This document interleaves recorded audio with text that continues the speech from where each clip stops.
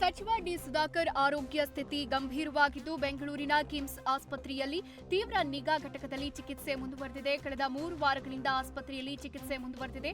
ಶ್ವಾಸಕೋಶ ಸಂಬಂಧಿ ರೋಗದಿಂದ ಬಳಲ್ತಾ ಇರೋ ಸುಧಾಕರ್ ಕಳೆದ 15 ದಿನಗಳ ಹಿಂದೆ ಮಣಿಪಾಲ್ ಆಸ್ಪತ್ರೆಗೆ ದಾಖಲಾಗಿತ್ತು.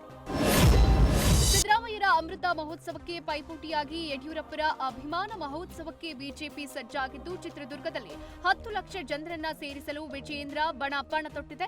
ಮೇ 9ರ ಈ ಬೃಹತ್ ಸಮಾವೇಶಕ್ಕಾಗಿ ಭಾನುವಾರ ಭೂಮಿ ಪೂಜೆ ನಡೆಯಲಿದ್ದು ಪಕ್ಷಾತೀತವಾಗಿ ಗಣ್ಯರನ್ನ ಆಹ್ವಾನಿಸಲಾಗಿದೆ. ಸಿದ್ದರಾಮಯ್ಯ ಮತ್ತು ಯಡಿಯೂರಪ್ಪ ಅಭಿಮಾನಿಗಳ ನಡುವೆ ಜನಬೆಂಬಲದ ಶಕ್ತಿ ಪ್ರದರ್ಶನಕ್ಕೆ ಈಗ ವೇದಿಕೆ ಸಿದ್ಧವಾಗಿದೆ.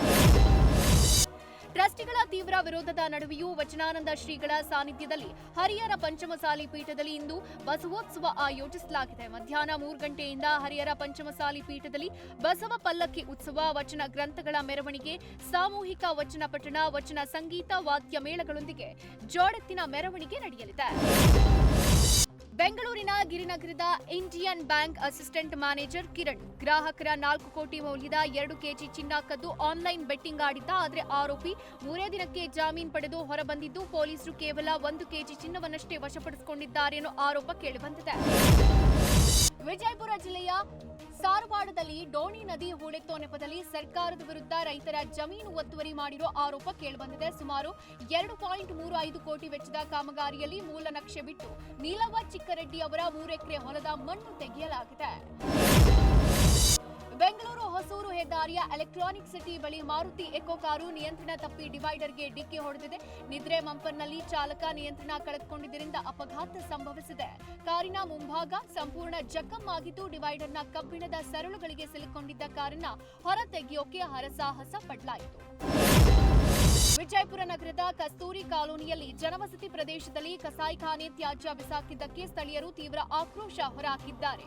ಬುಲೆರೋ ವಾಹನದಲ್ಲಿ 2 ಬ್ಯಾರೆಲ್ ತ್ಯಾಜ್ಯವನ್ನ ರಾತ್ರೋರಾತ್ರಿ ಬಿಸಾಕಿ ತೆರಳುತ್ತಾ ಇದ್ದ ವ್ಯಕ್ತಿಯನ್ನ ಮಹಿಳೆಯರು ಹಿಡಿದು ಪ್ರಶ್ನೆ ಮಾಡಿದ್ದಾರೆ.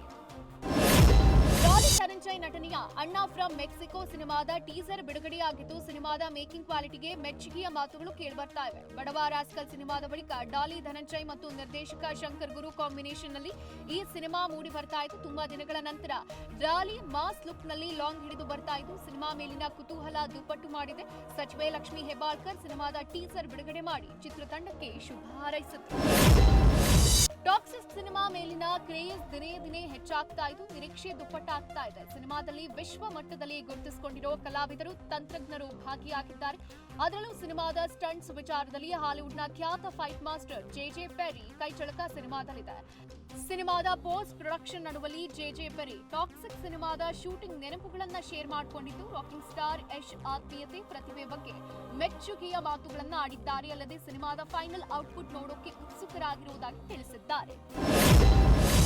ಮೊನ್ನೆಯಷ್ಟೇ ಕೆಡಿ ಸಿನಿಮಾದ ಟ್ರೇಲರ್ ಬಿಡುಗಡೆಯಾಗಿತ್ತು. ಟ್ರೇಲರ್ ಭರ್ಜರಿ ರೆಸ್ಪಾನ್ಸ್ ಕೇಳಿ ಬರ್ತಾ ಇದೆ. ಇತ್ತ ಸಿನಿಮಾ ಬಿಡುಗಡೆಗೆ 6 ದಿನಗಳಷ್ಟೇ ಬಾಕಿ ಉಳಿದಿದ್ದು ಈ ಮಧ್ಯೆ ಮತ್ತೊಂದು ಸರ್ಪ್ರೈಸ್ ಕೊಡೋಕೆ ಚಿತ್ರತಂಡ ಸಿದ್ಧವಾಗಿದೆ. ಸಿನಿಮಾದ ಮತ್ತೊಂದು ಮೇಜರ್ ಹೈಲೈಟ್ ಆಗಿರೋ ಕಾಳಿ ಹಾಡನ್ನ ಬಿಡುಗಡೆ ಮಾಡೋಕೆ ಚಿತ್ರತಂಡ ಪ್ಲಾನ್ ಮಾಡಲಾಗಿದೆ.